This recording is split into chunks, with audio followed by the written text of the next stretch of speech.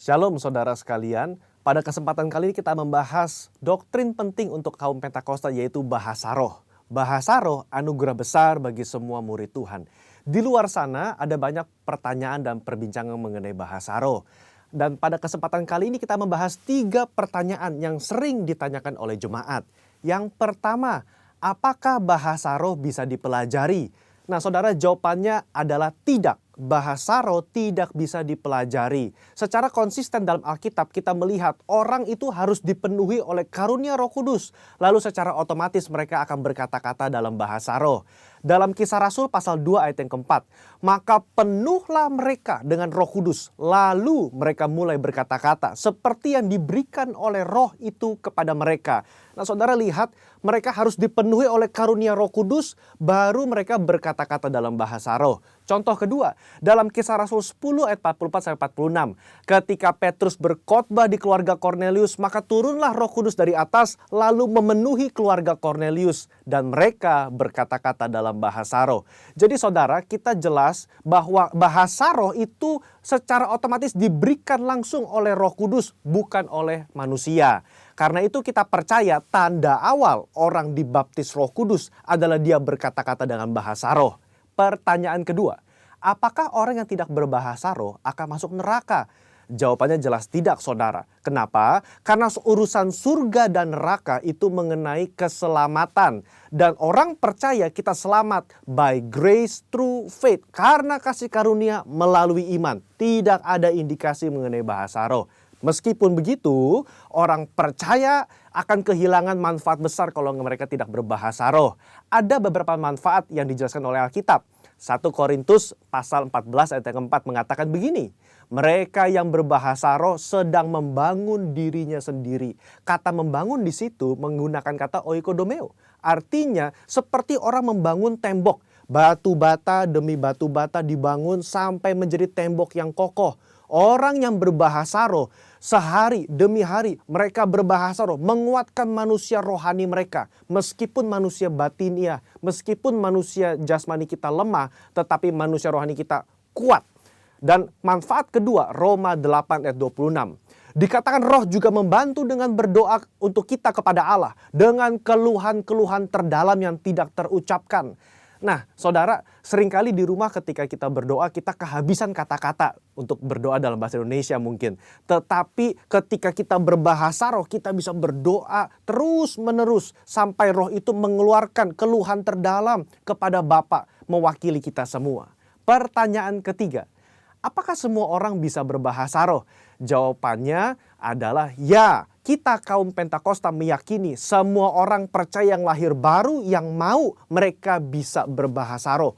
Fondasi firman-Nya ada dalam 1 Korintus 14 ayat yang kelima. Paulus mengatakan, aku suka supaya kamu semua berkata-kata dengan bahasa roh. Bapak Ibu, ada kata-kata semua di situ yang artinya semua orang yang mau pasti bisa berbahasa roh. Itu pun keinginan Paulus selaras dengan janji Tuhan di Yoel 2 ayat 28-32. Pada hari terakhir aku akan mencurahkan rohku ke atas semua manusia. Dan janji Tuhan dalam Markus 16 ayat yang ke-17. Tanda-tanda ini akan menyertai semua orang yang percaya. Yaitu mereka akan berkata-kata dengan bahasa yang baru. Sekian, saudara dikasih Tuhan, Tuhan Yesus memberkati.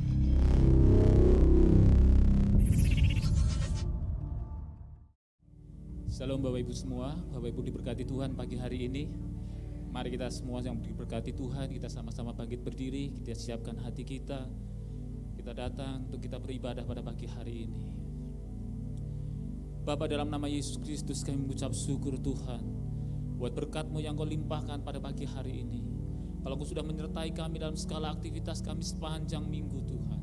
Kami mengucap syukur Tuhan buat pagi hari ini Kau masih beri kesempatan buat kami untuk kami datang kepadamu Tuhan.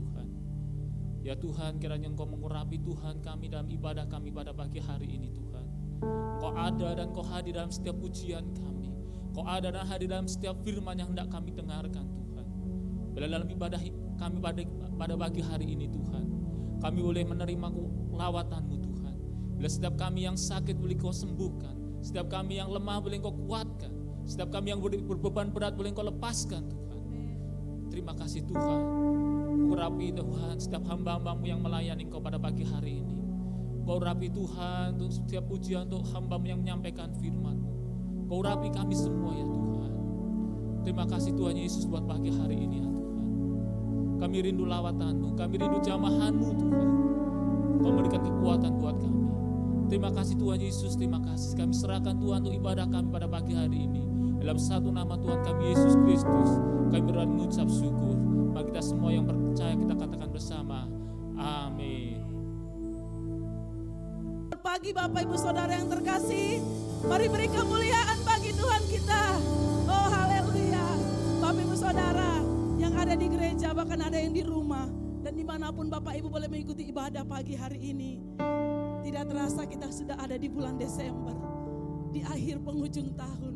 Kita tahu bulan Desember adalah bulan di mana kita memperingati kelahiran Juru Selamat kita.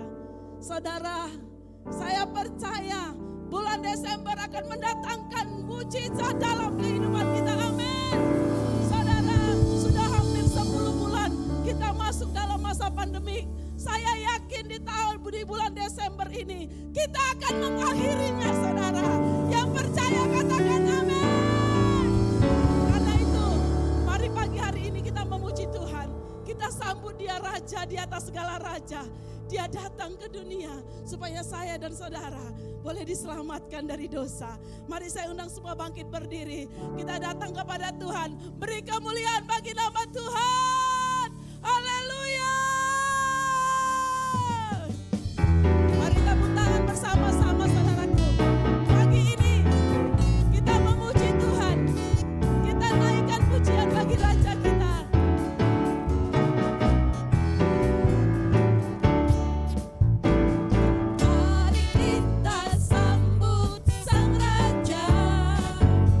Mari kita puji namanya.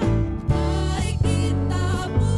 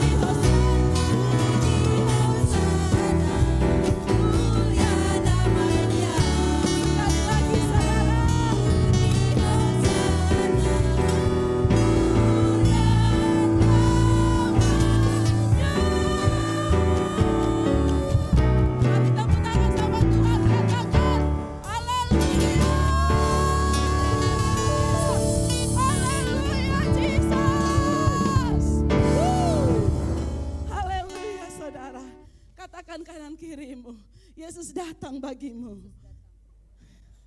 Haleluya. Katakan ke sebelah kirimu, Yesus datang buat saya. Amin saudara.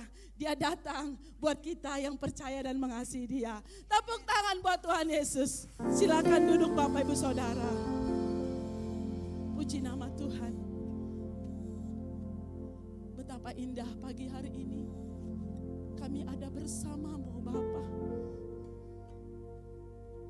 Betapa tenang dan damainya hati kami ketika Engkau hadir di dalam hidup kami. Terima kasih Tuhan. Kami sudah ada di bulan Desember.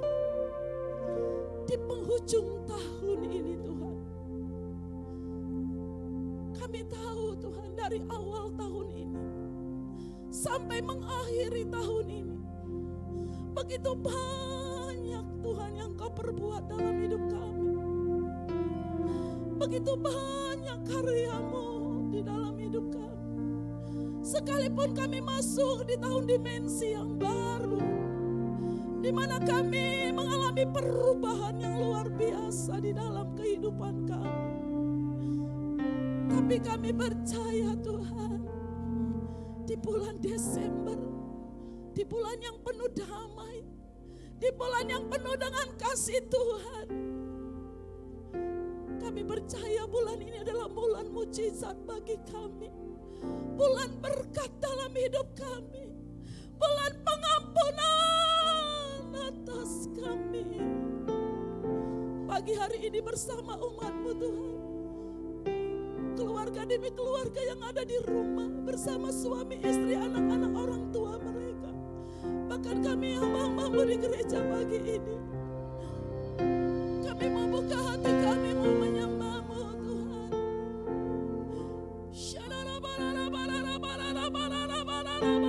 Mari Bapak Ibu angkat tangan bersama Tuhan pagi ini. Saya rasakan dan saya dapat melihat kehadirannya di tengah-tengah kita. Mari sambut Dia pagi hari ini dengan hati yang penuh sukacita.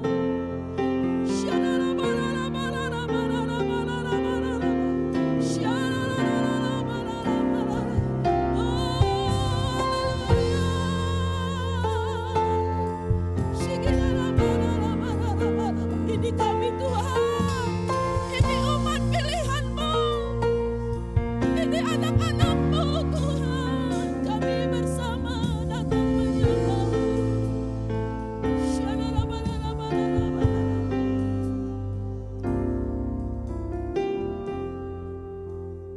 Yesus Tuhan, Kau sungguh indah, Dia sungguh indah. Oh Dia Yesus, Dia Yesus. Kehadiran-Mu indah bagi kami Tuhan. Dia ajaib, Dia mulia, Dia agung. Kami percaya Tuhan, Dia cinta, Kau mengasihi setiap anak-anak-Mu Yesus. Dalam pulihku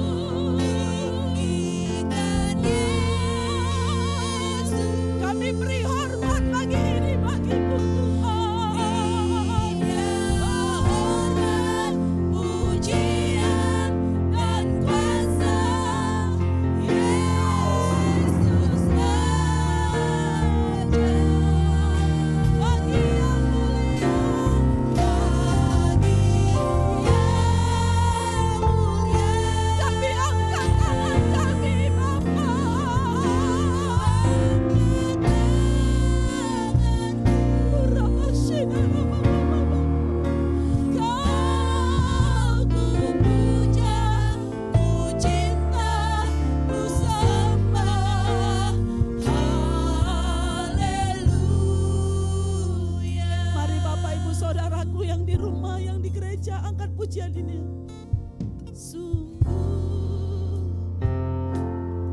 katakan dengan segenap hati sama Tuhan Yesus. Oh Yesus, Tuhan, Kau ajaib bagi kami Tuhan. Kau mulia Tuhan.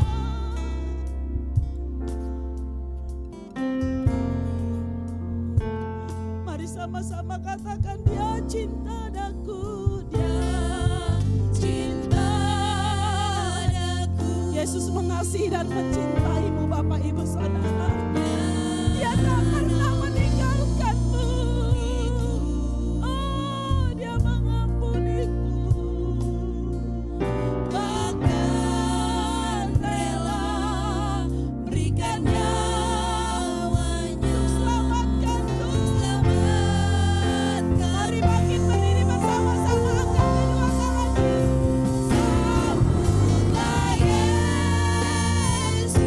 Kami sambut kehadiran-Mu pagi ini Tuhan Yesus. Roh Kudus, Roh Kudus. Oh, berinya hormat, pujian, dan kuasa Yesus Raja.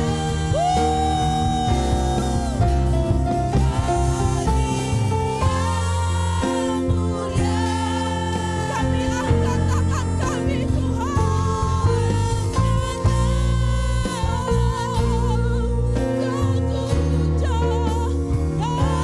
Kau ku puja, ku cinta, ku sembah.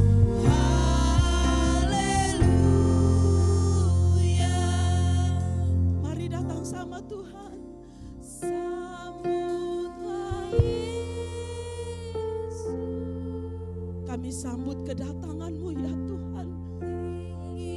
Kau hadir di rumah-rumah umat-Mu ya Roh Kudus pagi ini. Kami sambut kehadiran-Mu. Hormat, pujian, dan kuasa Yesus Raja. Katakan bagi yang mulia. Bagi yang mulia. Kami angkat tangan kami Tuhan. Angkat tanganku.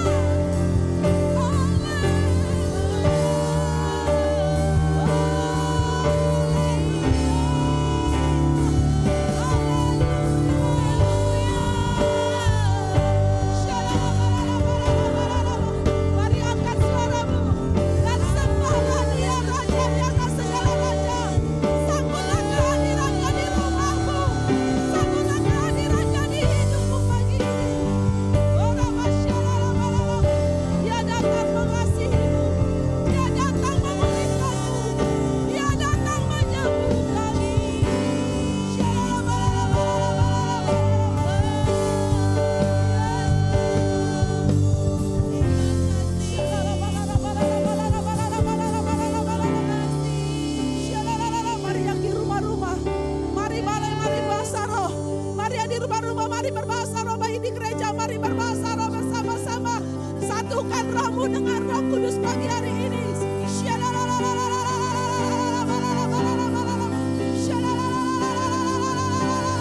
Yes, Holy Spirit, Holy Spirit, Holy Spirit.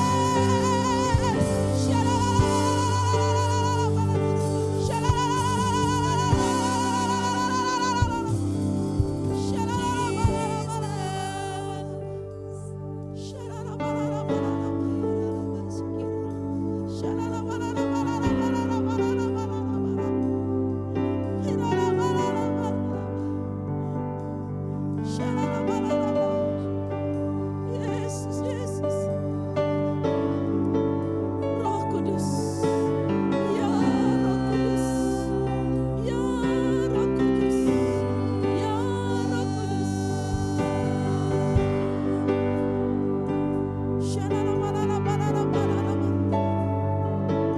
Terima kasih Tuhan, terima kasih buat rohmu, terima kasih Bapa.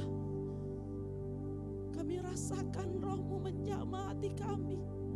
Kami rasakan Roh Kudus-Mu memenuhi kami.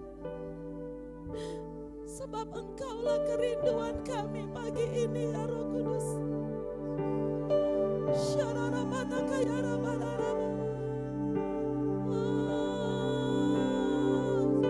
Jamah hati kami,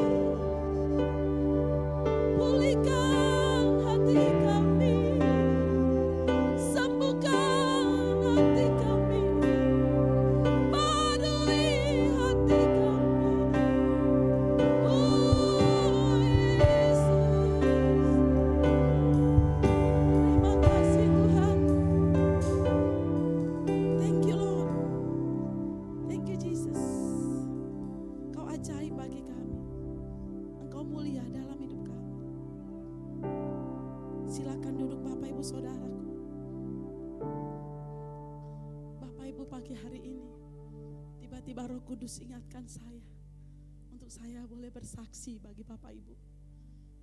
Sekitar tanggal 14 November yang lalu, kami sekeluarga mengalami isolasi mandiri di rumah saudara.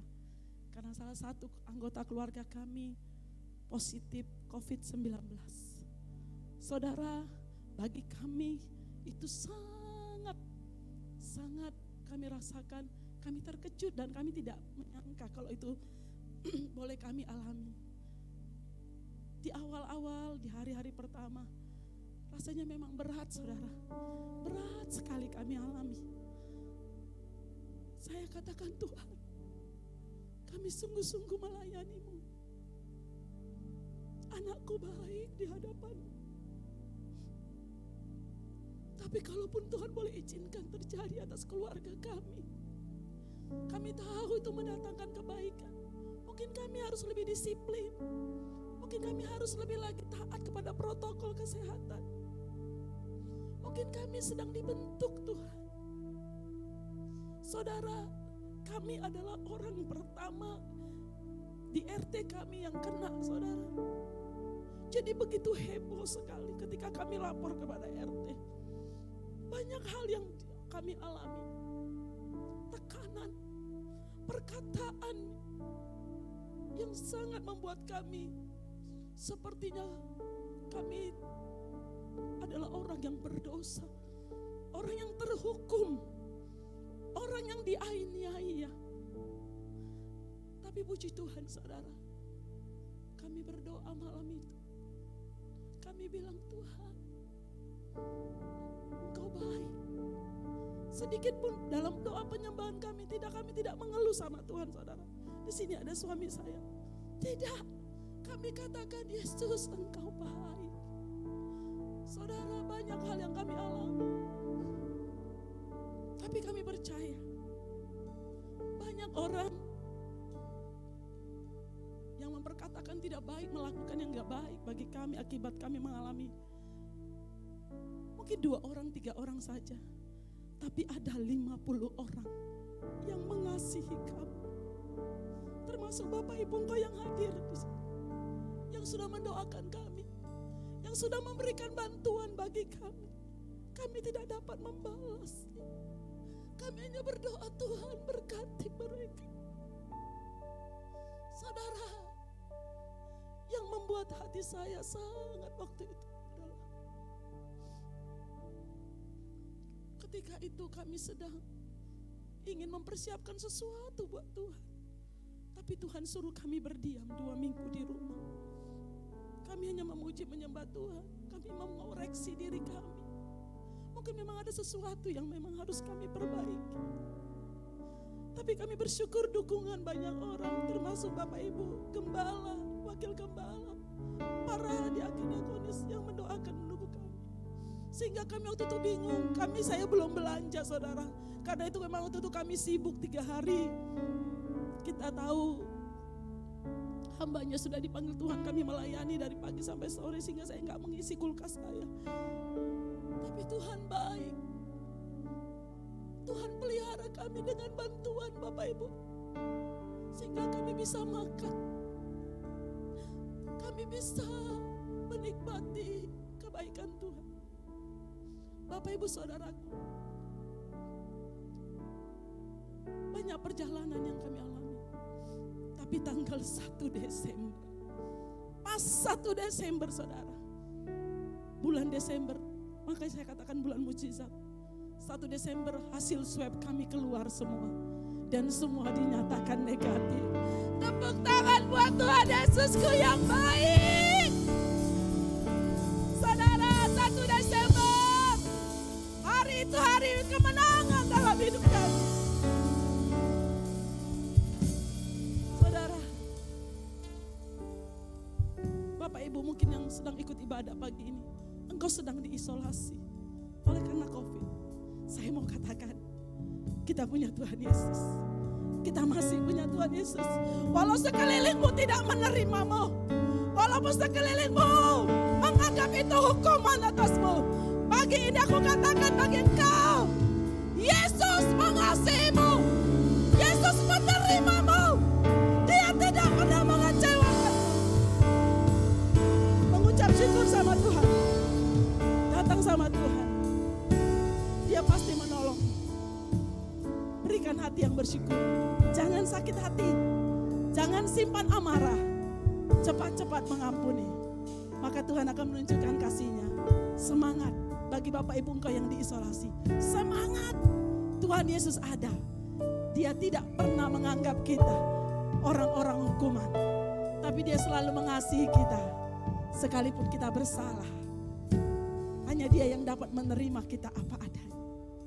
Datang sama Yesus saudara.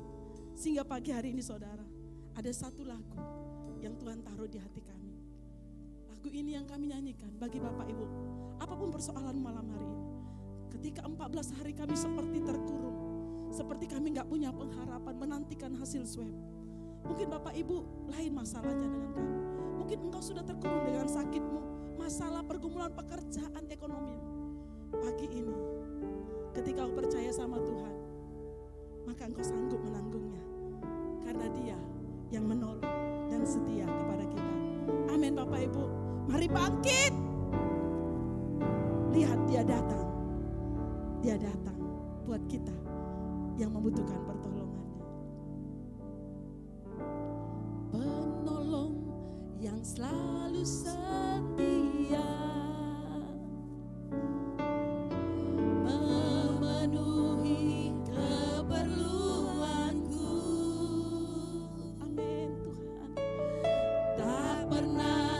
Dia mengecewakan.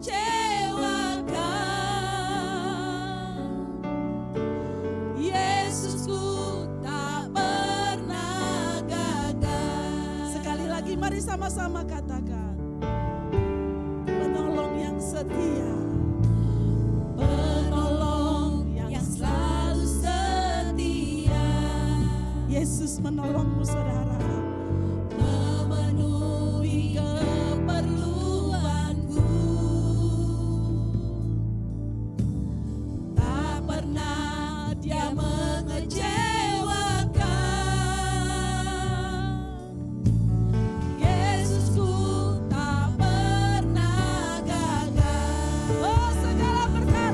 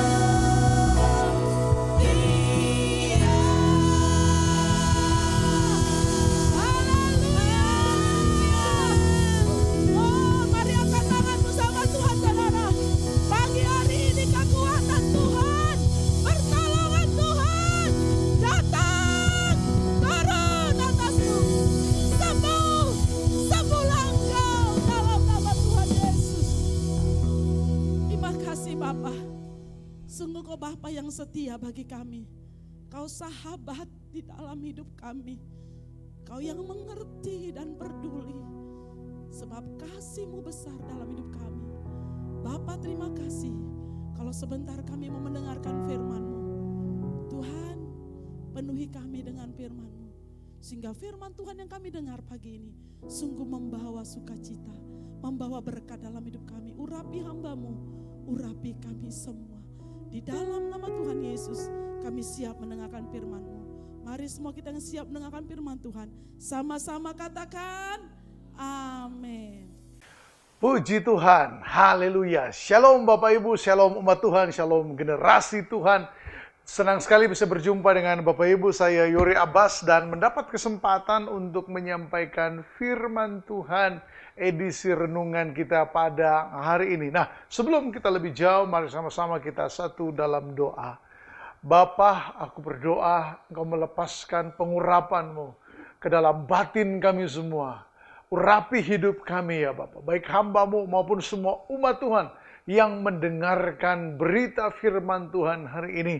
Dan segala sesuatu yang menghalangi pekerjaan kuasa kegelapan, kami percaya telah dilucuti, telah digagalkan kuasanya oleh hadirat-Mu yang menguasai kami, baik hamba-Mu di sini maupun di rumah-rumah, bahkan dalam setiap perjalanan, dimanapun saat tayangan video ini, saat ibadah ini disaksikan oleh gereja Tuhan. Terima kasih Bapa, demi nama Yesus kami berdoa, haleluya, amin. Nah, Bapak Ibu senang sekali boleh berjumpa dengan Bapak Ibu pada hari ini untuk menyampaikan kebenaran firman Tuhan. Hari ini saya akan berbicara satu topik yang klasik karena kita sedang memasuki dan sudah masuk, bukan baru memasuki, kita masuk pada bulan Desember, bulan yang oleh gereja Tuhan, oleh umat Kristen seluruh dunia dirayakan secara besar-besaran, perayaan Natal yang luar biasa. Nah, itu sebabnya topik saya hari ini, seperti yang saya sampaikan tadi, adalah topik klasik atau judul khotbah saya hari ini saya beri judul Berita Natal. Nah, Berita Natal. Nah, Bapak Ibu mari sama-sama kita buka Alkitab kita. Kita buka Alkitab kita dari Injil Lukas pasal yang kedua. Injil Lukas pasal yang kedua, mulai dari ayat yang ke-8 sampai ayat yang ke-11. Injil Lukas pasal yang kedua ayat 8 sampai ayat yang ke-11. Firman Tuhan berkata seperti ini. Di daerah itu ada gembala-gembala yang tinggal di padang menjaga kawanan ternak mereka pada waktu malam. Tiba-tiba berdirilah seorang malaikat Tuhan di dekat mereka dan kemuliaan Tuhan, bersinar meliputi mereka dan mereka sangat ketakutan. Ayat yang ke-10. Lalu kata malaikat itu kepada mereka, jangan takut sebab sesungguhnya aku memberitakan kepadamu kesukaan besar untuk seluruh bangsa. Hari ini telah lahir bagimu juru selamat, yaitu Kristus Tuhan di kota Daud. Nah, Bapak Ibu sebagai pendahuluan bahwa inti dari khotbah saya atau berita Natal itu isinya apa tentu saja tercatat dalam ayat yang ke-11. Namun ayat yang ke-10 memberitahu kita sebuah berita yang luar biasa atau sebuah pesan yang luar biasa. Kepada para gembala yang ketakutan karena malaikat tiba-tiba datang dengan kemuliaan Tuhan bagi mereka, malaikat Tuhan berkata, jangan takut sebab sesungguhnya hari ini aku membawa berita kesukaan besar. Kira-kira isi beritanya seperti itu saudara-saudara. Berita kesukaan besar. Hari ini malaikat tidak datang dan membawa berita seperti berita yang akan dihadapi oleh Sodom dan Gomora. Malaikat tidak datang dan membawa berita bagaimana bangsa Israel akan mengalami pembuangan. Tetapi hari itu ada sebuah berita kesukaan besar. Nah, saudara-saudara, sebagaimana yang Bapak Ibu ketahui bahwa ada tiga hal yang membuat suatu berita masuk kategori kesukaan besar. Nah, saya catat bahwa begini. Yang pertama, berita yang masuk kategori besar itu isinya harus menyenangkan bagi jiwa. Betul, saudara? Ya, isi sebuah berita yang dikatakan kesukaan besar, menyukakan, ya kan? Pasti kategorinya yang pertama, dia harus menyenangkan bagi jiwa. Jiwa yang sedang gundah gulana, ya kan? Jiwa yang oleh orang banyak sekarang dibilang sedang galau, jiwa yang sedang dalam ketakutan, tiba-tiba mendengarkan sebuah berita yang menyenangkan, ya kan? Nah, kalau beritanya menyenangkan, orang menyebutnya itu kesukaan besar. Kemudian kategori yang kedua, sebuah berita masuk berita kesukaan besar adalah dia menjanjikan perubahan yang lebih baik, ya kan? Ketika sebuah berita datang dan ternyata isi beritanya tidak menjanjikan perubahan yang lebih baik, kita berkata, waduh, ini bukan berita kesukaan besar, ya kan? Jangankan kesukaan besar, jadi berita kesukaan aja nggak masuk nominasi, ya kan? Atau sekedar sebuah berita tidak membawa perubahan, tetapi ya biasa-biasa aja, ya kan? Tapi kalau sebuah berita menjanjikan perubahan yang besar, maka saya mau berkata begini, orang akan menyebut itu berita kesukaan besar. Tetapi begini, ini kategori yang ketiga. Kategori yang menurut saya ini sangat penting, dan inilah alasan kenapa malaikat diutus oleh Elohim, diutus oleh Bapa Surgawi untuk membawa berita ini. Kategori yang ketiga, sebuah berita masuk dalam arti kesukaan besar adalah begini, pesannya membawa keselamatan. Jadi kenapa malaikat berkata kepada para gembala dan kepada kita gereja Tuhan, bahwa dalam perayaan Natal, berita Natal adalah kesukaan besar bagi dunia, karena isinya adalah pesan keselamatan. Nah, sekarang kita masuk pada inti dari khotbah saya. Ayat yang ke-11 dari Injil Lukas pasal yang kedua. Firman Tuhan berkata seperti ini. Hari ini, atau inilah berita kesukaan besar itu. Hari ini telah lahir bagimu Juru Selamat, yaitu Kristus Tuhan di kota Daud. Nah, saudara, berita Natal yang membawa kesukaan besar, yang pertama berbicara tentang kepada manusia, Tuhan menyediakan rancangan keselamatan. Yang akan datang ini bukan sekedar calon Raja Israel. Yang akan lahir ini bukan sekedar salah satu nabi yang diurapi Tuhan. Yang akan datang ini adalah Juru Selamat. Nah, kenapa manusia butuhkan keselamatan? Karena sejak dari awal, sejak manusia dijadikan, diciptakan oleh Tuhan, kita tahu ceritanya bahwa manusia jatuh dalam dosa. Dalam Kejadian pasal yang ketiga ayat yang ke-15, di sana dimulai janji keselamatan. Kejadian pasal 3 ayat yang ke-15, firman Tuhan berkata begini, Aku akan mengadakan permusuhan antara engkau dan perempuan ini, antara keturunanmu dan keturunannya. Keturunannya akan meremukkan kepalamu, dan engkau akan meremukkan tumitnya. Nah, ketika Tuhan berkata bahwa keturunannya akan meremukkan kepalamu, dari sini dimulai ada janji keselamatan. Kita tahu cerita ini bahwa pada saat itu Adam dan Hawa, manusia pertama, telah jatuh ke dalam dosa. Apa yang harus mereka lakukan demi sebuah pengampunan? Tuhan yang memilih jalan keselamatan itu sendiri. Tuhan yang menjadi inisiator keselamatan itu sendiri. Dan bukan saja menyelamatkan Adam dan Hawa, tetapi Tuhan juga menjanjikan bahwa terhadap pertempuran manusia dengan dosa yang diinisiasi oleh iblis, kita tahu inisiator dosa adalah iblis. Terhadap pertempuran melawan dosa, Tuhan menjanjikan bahwa selama-lamanya ya kan, akan ada pertempuran, akan ada peperangan rohani seperti ini. Tetapi manusia tidak akan bertempur sendiri.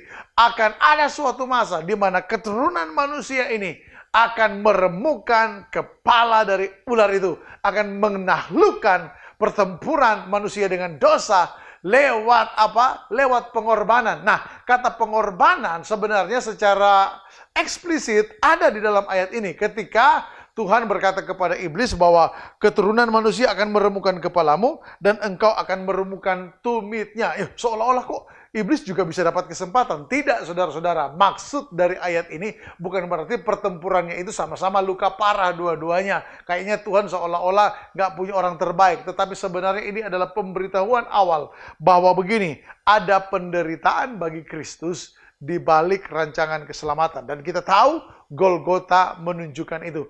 Yesus menderita, ya kan? Sehingga apa? Sehingga oleh bilur-bilurnya penyakit kita menjadi sembuh. Yesus menderita dan mati di Golgota sehingga lewat kematiannya dosa kita ditebus. Nah, saudara, janji keselamatan bukan hanya ada tertulis lewat kejatuhan manusia pada awalnya. Ulangan pasal 18 ayat 18-19 juga berkata, ketika Musa menubuatkan, seorang nabi akan kubangkitkan bagi mereka dari antara saudara mereka. Perhatikan, dari antara saudara mereka, seperti engkau ini. Aku akan menaruh firmanku dalam mulutnya, dan ia akan mengatakan kepada mereka, segala yang kuperintahkan kepadanya. Ayat yang ke-19. Orang yang tidak mendengarkan segala firmanku yang akan diucapkan nabi itu demi namaku, daripadanya akan kutuntut pertanggungjawaban. Jadi memang saudara-saudara, janji keselamatan yang disebut kesukaan besar sudah datang jauh sebelum para gembala-gembala di padang Efrata itu didatangi oleh malaikat Tuhan. Allah telah merancangkan keselamatan.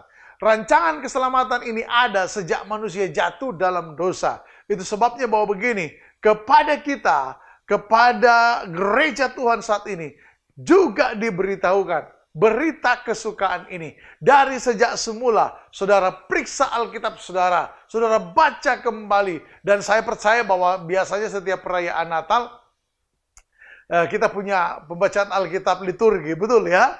Iya kan, dalam drama-drama Natal, iya kan, dalam penampilan-penampilan perayaan-perayaan Natal suka ada orang-orang yang maju lalu kemudian membacakan ayat-ayat tentang janji-janji firman Tuhan. Nah, itu tujuannya apa? Untuk memberitahu kepada kita bahwa janji keselamatan telah Allah sediakan bagi manusia. Nah, lalu kemudian saya sedikit lompat dari kisah Natal kepada perkataan Yesus. Yohanes pasal 3 ayat yang ke-16, firman Tuhan berkata, karena begitu besar kasih Allah akan dunia ini, sehingga ia mengaruniakan anaknya yang tunggal, supaya setiap orang yang percaya kepadanya tidak binasa, melainkan beroleh hidup yang kekal. Nah saudara, itu semua memberitahu kepada kita bahwa kepada manusia yang tidak berdaya melawan dosa, Allah menjanjikan keselamatan. Nah, pertanyaannya kan tadi adalah begini, mengapa dunia perlu diselamatkan? Mengapa manusia perlu diselamatkan? Di dalam Roma pasal 3 ayat yang ke-23, Bapak Ibu pasti tahu, dan 24, firman Tuhan memberitahu kepada kita bahwa semua orang telah berbuat dosa dan kehilangan kemuliaan Allah. Lalu kemudian dikatakan bahwa begini, oleh kasih karunia kita diselamatkan. Apa maksudnya ini? Dunia ini sedang jatuh dalam dosa. Bahkan Nabi Yesaya pernah memberitahu bahwa gereja Tuhan harus bangkit dan menjadi terang. Karena apa? Kegelapan sedang menguasai dunia. Kegelapan terjadi karena apa? Bukan karena matahari tertutupi oleh awan mendung. Tetapi kegelapan yang dimaksud di sini adalah ketika dunia lebih mencintai dosa dan ditaklukkan oleh dosa. Bapak Ibu, kenapa manusia perlu diselamatkan? Izinkan saya sebagai hamba Tuhan berkata bahwa begini, di balik perayaan Natal kita ada sebuah pesan yang sangat powerful. Ada sebuah berita, dan inilah yang disebut berita kesukaan besar, berita Natal, yaitu apa? Kepada manusia yang dikalahkan oleh dosa, lahir seorang penebus dosa. Saya mau ingatkan kepada kita semua gereja Tuhan, bahwa dosa ini tidak dapat dikalahkan oleh kecerdasan manusia. Kita tahu bahwa justru manusia yang cerdas punya kemampuan melakukan dosa. Tidak mungkin orang bodoh mampu melakukan penipuan. Yang jadi koruptor itu bukan orang-orang bodoh, Bapak Ibu. Mereka orang-orang yang cerdas. mereka ada di posisi-posisi penentu kebijakan, itu bukan karena mereka bodoh, mereka pasti cerdas. Tetapi memang kita harus akui, kecerdasan tidak dapat mengalahkan dosa. Kemudian yang kedua, kekayaan. Kekayaan tidak dapat mengalahkan dosa. Bahkan saudara, Alkitab juga mengingatkan.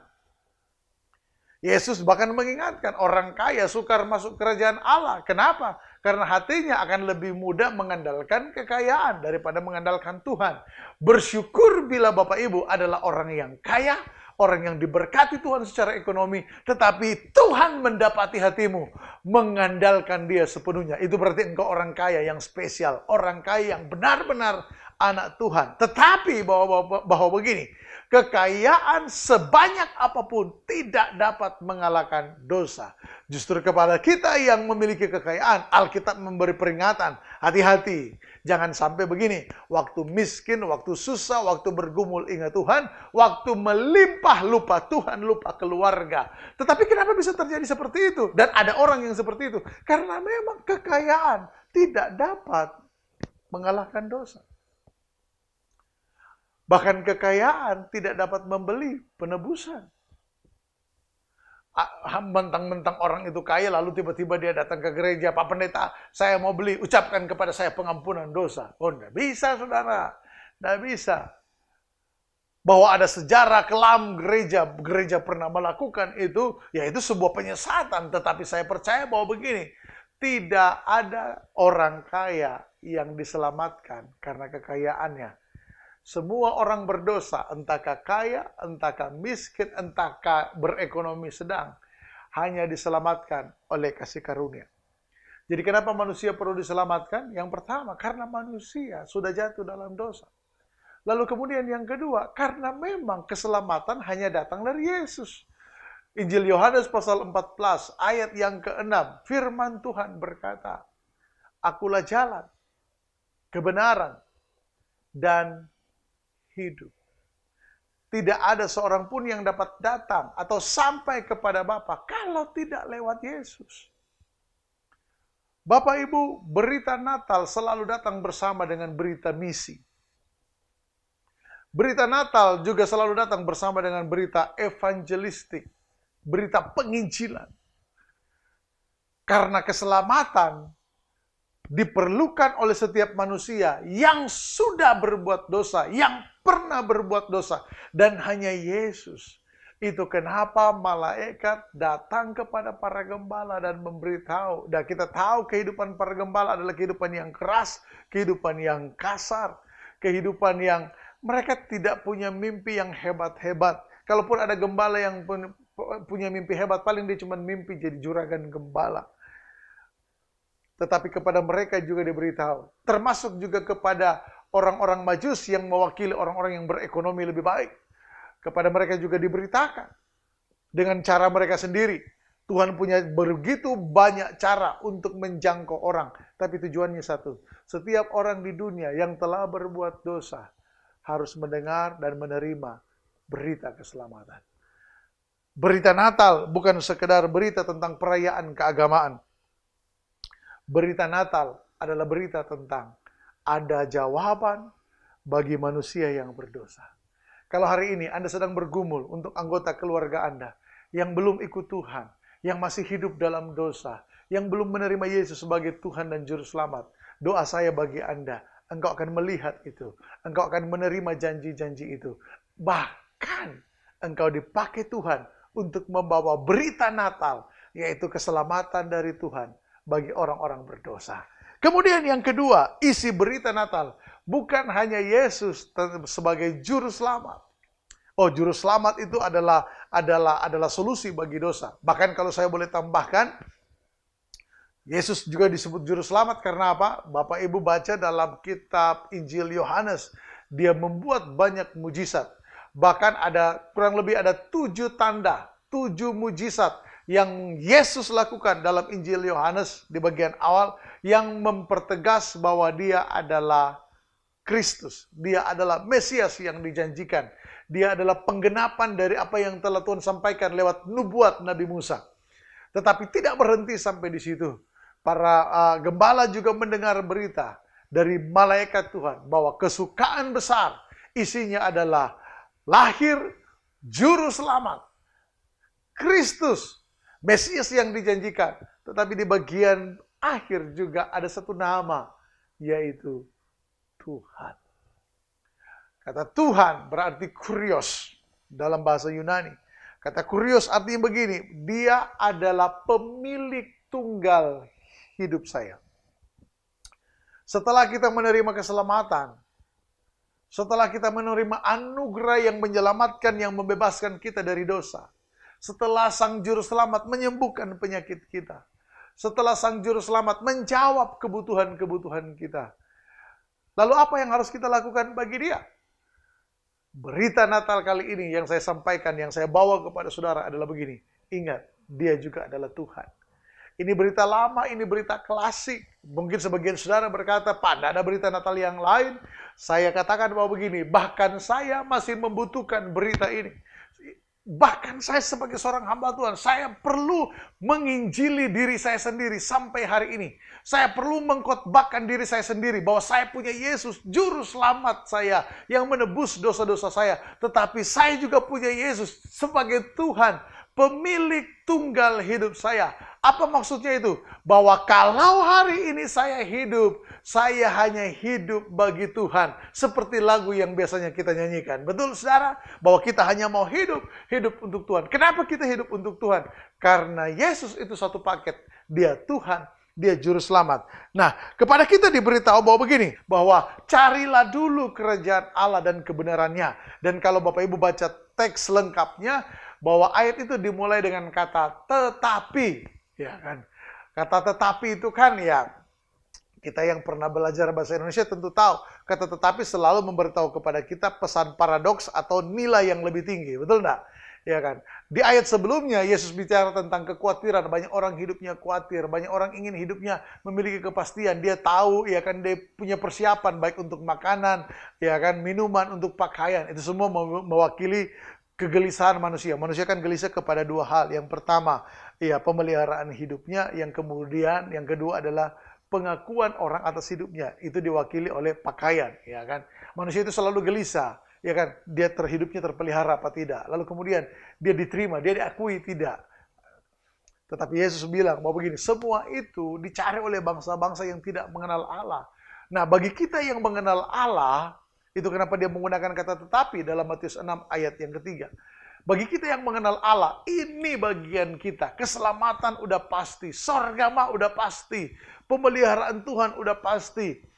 Engkau hidup menjadi berkat dan dapat pengakuan dari manusia. Oh, itu udah pasti, saudara-saudara. Tetapi persoalannya adalah begini, apakah engkau hidup dalam kerajaan Allah? Apakah kebenarannya menjadi identitas, menjadi perilaku hidup kita?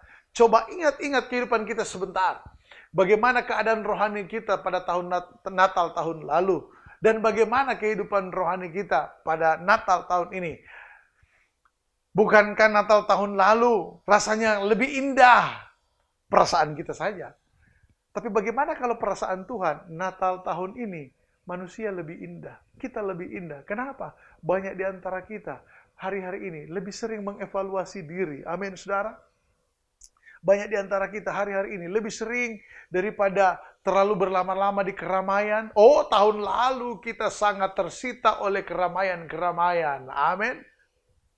Tetapi tahun ini kita lebih banyak waktu di rumah. Kita lebih banyak waktu, ya beberapa gereja sudah ibadah onsite. Setelah dari gereja, mereka tidak lagi ke mall, ya kan. Setelah ke gereja, mereka balik lagi ke rumah bersama dengan keluarga. Tuhan, keluarga. Wow.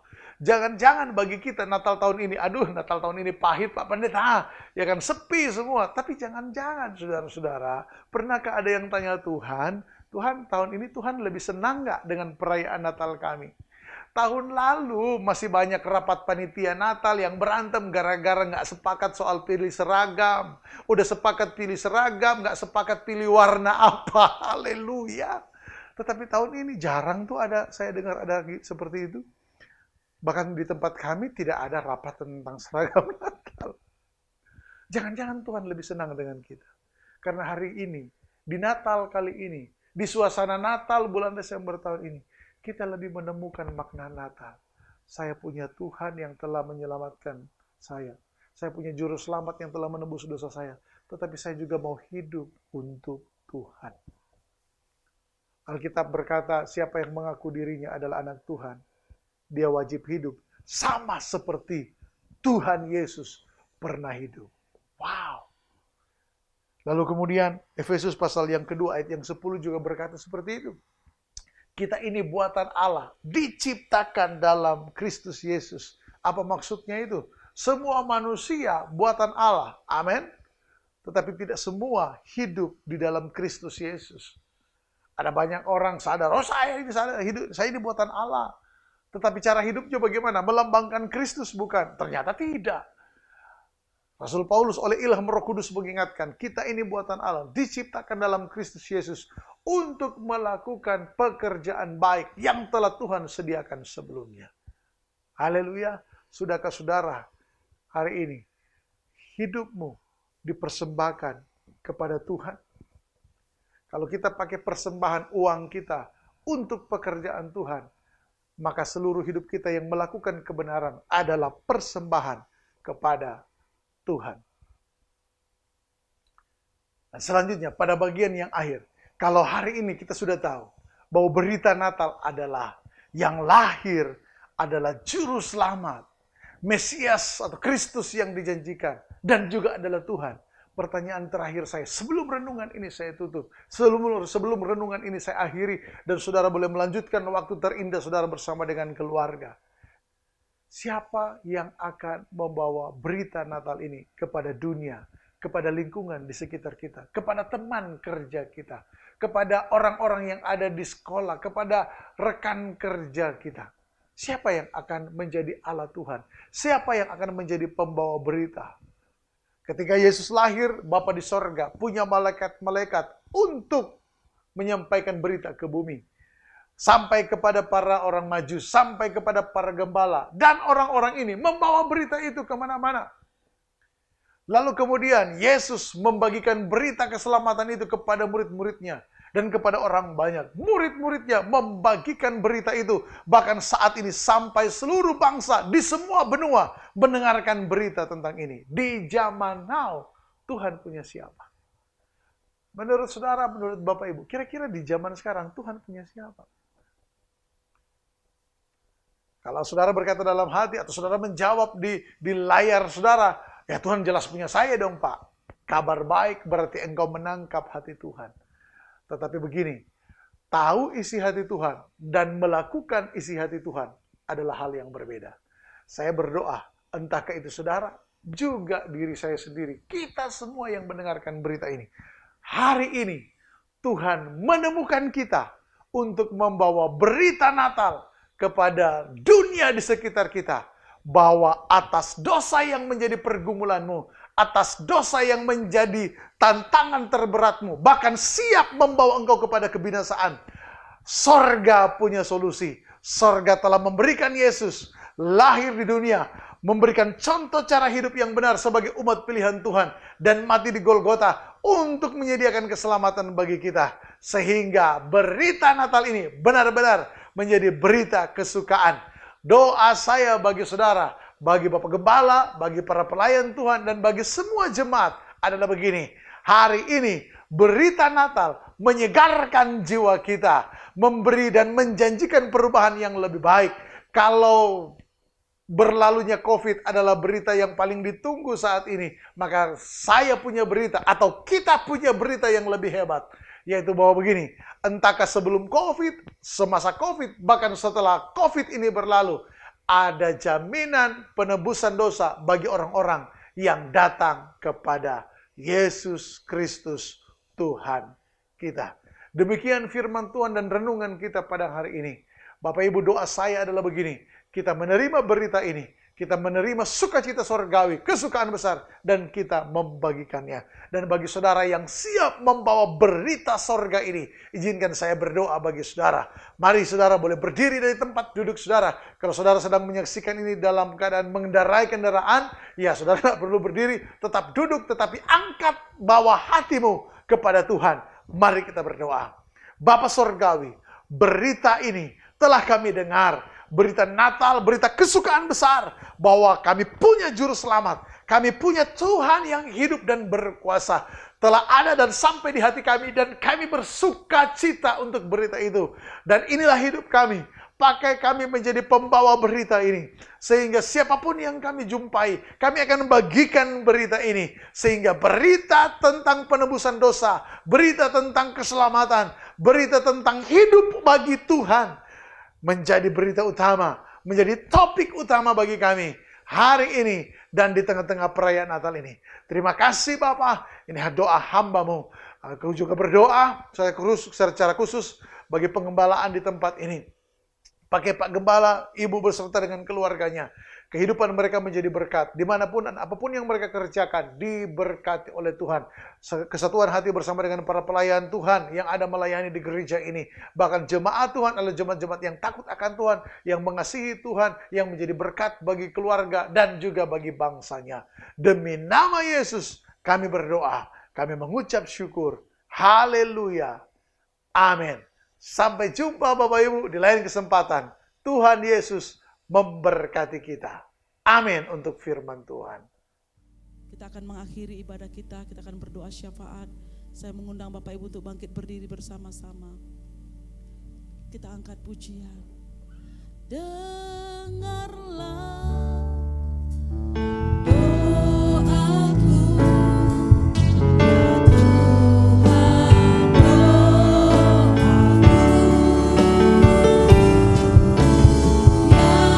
semua suku bangsa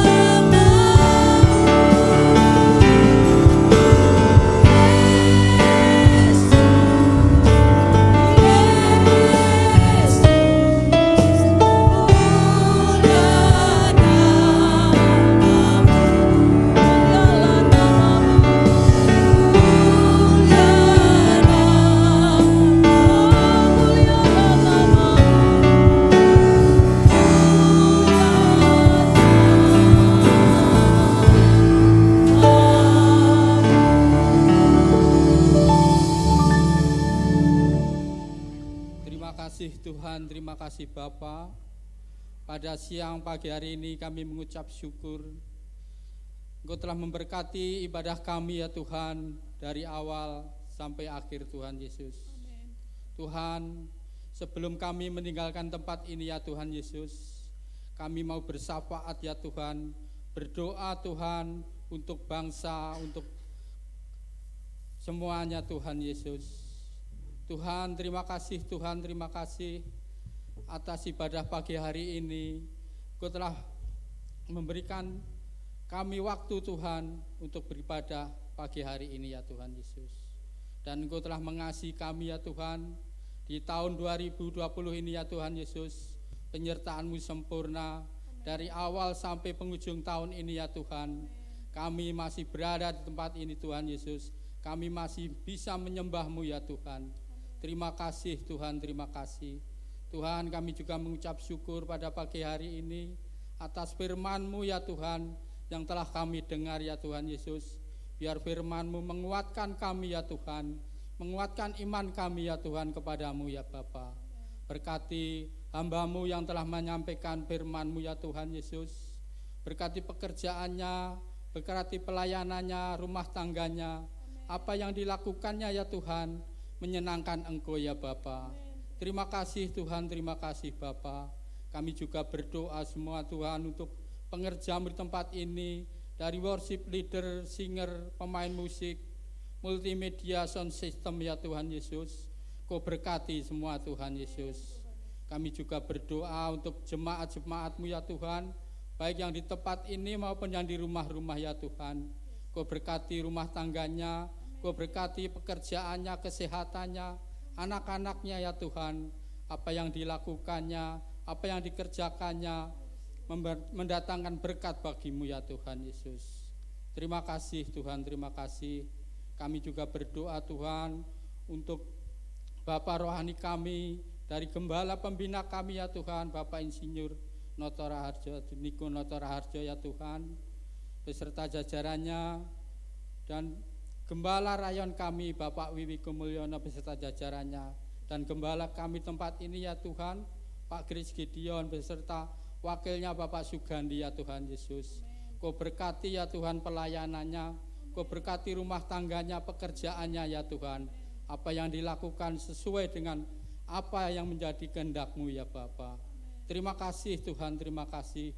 Kami serahkan kehidupan para gembala-gembala kami kepadamu ya Tuhan. Tuhan, kami juga berdoa untuk bangsa dan negara kami ya Tuhan. Pada saat ini ya Tuhan Yesus, di mana semua kena pandemi COVID-19 ya Tuhan. Kami percaya Tuhan, semuanya mendatangkan kebaikan pada kami semua ya Tuhan. Terima kasih Tuhan, kami juga berdoa dari Sabang sampai Merauke ya Tuhan. Bangsa kami, lepaskan bangsa kami dari musibah-musibah yang akan terjadi ya Tuhan di musim ini, musim penghujan ini ya Tuhan Yesus. Jauhkanlah Tuhan dari bencana-bencana Tuhan. Terima kasih Tuhan, terima kasih. Kami juga berdoa untuk Bapak Presiden kami, Bapak Joko Widodo, beserta jajarannya, wakil menteri, kabinetnya, DPR, MPR, semuanya ya Tuhan, Kapolri, Polri, TNI, kami berdoa Tuhan, aparat-aparat ini ya Tuhan, berikanlah hikmat ya Tuhan, untuk mengatur bangsa kami Tuhan Yesus. Tuhan, terima kasih Tuhan, terima kasih Bapa, kami serahkan semua aparat-aparat negara kami ke dalam tangan-Mu Tuhan Yesus. Tuhan, kami juga berdoa untuk persembahan ya Tuhan Yesus yang kami berikan, baik persembahan perpuluhan, persembahan ucapan syukur, persembahan umum ya Tuhan. Berkati persembahan kami ini Tuhan, biar menyenangkan hati-Mu ya Tuhan. Terima kasih Bapa, terima kasih Tuhan. Sebelum kami meninggalkan tempat ini, kami siapkan hati kami untuk menerima berkat dari hamba-Mu Tuhan.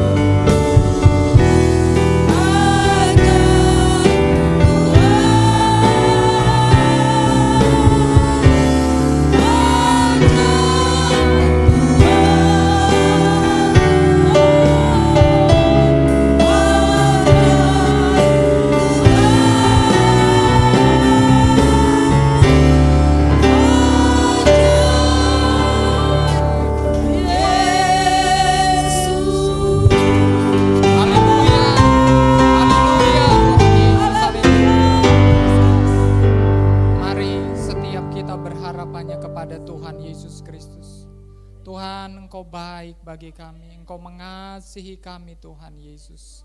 Terima kasih Tuhan, terima kasih. Jemaat yang dikasih Tuhan, demikianlah firman Tuhan. Tuhan memberkati engkau dan melindungi engkau. Tuhan menyinari engkau dengan wajahnya dan memberi engkau kasih karunia. Tuhan menghadapkan wajahnya kepadamu dan memberi engkau damai sejahtera. Jemaat yang dikasih Tuhan, terimalah berkat daripada Allah Bapa, kasih daripada Tuhan Yesus Kristus yang melimpah-limpah, serta persekutuan dalam Roh Kudus menyertai kita mulai hari ini sampai Maranatha, sampai selama-lamanya. Mari yang percaya dan diberkati Tuhan sama-sama katakan amin. Shalom, selamat hari Minggu, Tuhan Yesus memberkati kita semua.